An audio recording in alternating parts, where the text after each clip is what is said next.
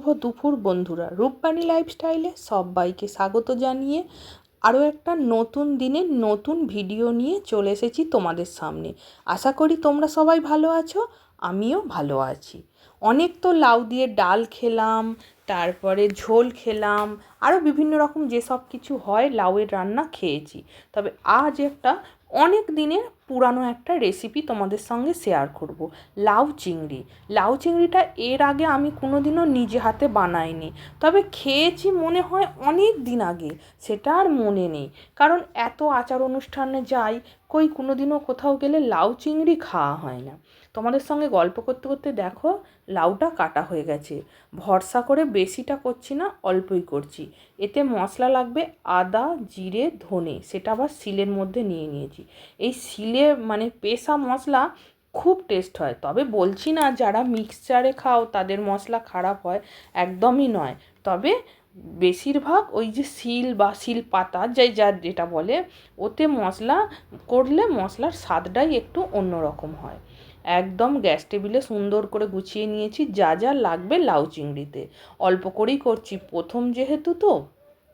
চলো কথা বলতে বলতে গ্যাসটা জ্বেলে দিলাম, গ্যাসের মধ্যে কড়াইটা বসিয়ে নিলাম। এইবার কড়াইটা গরম হলে সর্ষের তেল দিয়ে দেবো। আস্তে আস্তে তোমাদের সঙ্গে পুরোটাই রেসিপিটা শেয়ার করব। বলবে কেমন কি হয়েছে। যদি ভালো লাগে তাহলে তোমরা ঘরে নিজেরা বানাতে পারো। কথা বলতে বলতে কড়াইটা গরম হয়ে গেছে, তেলও দিয়ে দিয়েছি। তেলটা এবার একটু গরম হয়ে যাক, তারপরেই চিংড়ি মাছটা ভেজে নেবো। দেখো চিংড়ি মাছ দিয়ে দিয়েছি, চিংড়ি মাছটাও প্রায় ভাজা হয়ে গেছে।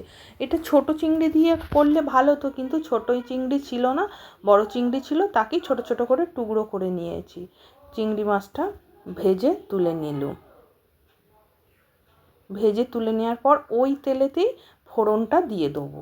ফোড়নে কি দেবো না, একটা তেজপাতা দেবো, একটুখানি জিরে দেবো, আর একটা গোটা এলাচ দেবো। এলাচটা একটু ফাটিয়ে দেবো, নইলে কিন্তু গরমে ছিটকে আসবে, সে নিজের দিকেই আসবে, মুখে ফুঁকে পড়বে। ফোড়নটা একটু গরম হয়ে গেলে, মানে একটু গন্ধ বেরোলে, তারপরেই লাউটা তুলে দেবো। চলো ভালো করে দেখো কীরকম কী হয় না হয়, একদম টানবেন না ভিডিওটা। ফোড়নটা দেখতেই পাচ্ছ হয়েই এসেছে। এইবার লাউগুলো দিয়ে দেবো। প্রথমেই কিন্তু বলেছি প্রথম করছি তো, তাই একটু অল্প করেই করছি।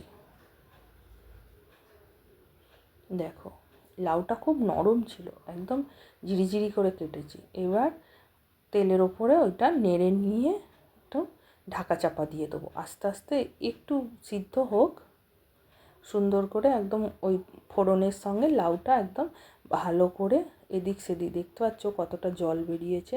তারপর সেই যে মশলাটা বেটে রাখলাম, ধনে, জিরে আর আদা, সেই মশলাটা দিয়ে দিচ্ছি। আবার মশলাটা দিয়ে নাড়বো এদিক সেদিক করে, লাউয়ের গোটা গায়ে মানে মশলার রসটা ভিতরে ঢুকে যায়। তারপরে আবার চাপা দিয়ে দেবো। চাপা খুলে দেখো কথা বলতে বলতে কিন্তু আবার কাঁচা লঙ্কা দিয়ে দিয়েছি, নুন দিয়ে দিচ্ছি, কাঁচা লঙ্কা দিয়ে আবার হলুদ দিয়েছি, ঢাকা চাপা দিয়ে এই নাড়তে চাড়তে, এতে জল দেবো না।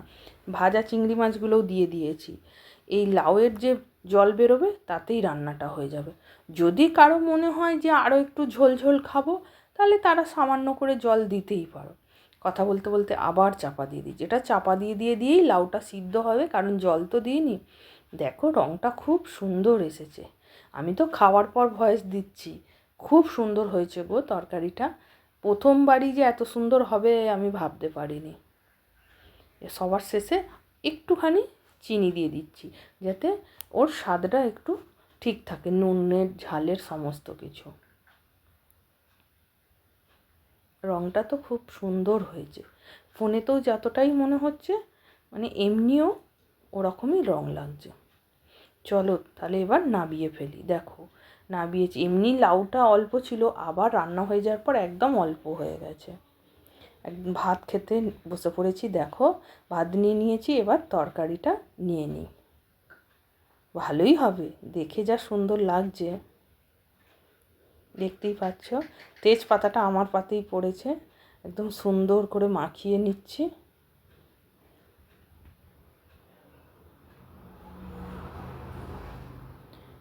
আমার মুখ দেখেই বুঝতে পারছো রান্নাটা কেমন হয়েছে। খুব সুন্দর হয়েছে গো, নিজে করেছি বলে নয়, সত্যি খুব সুন্দর হয়েছে।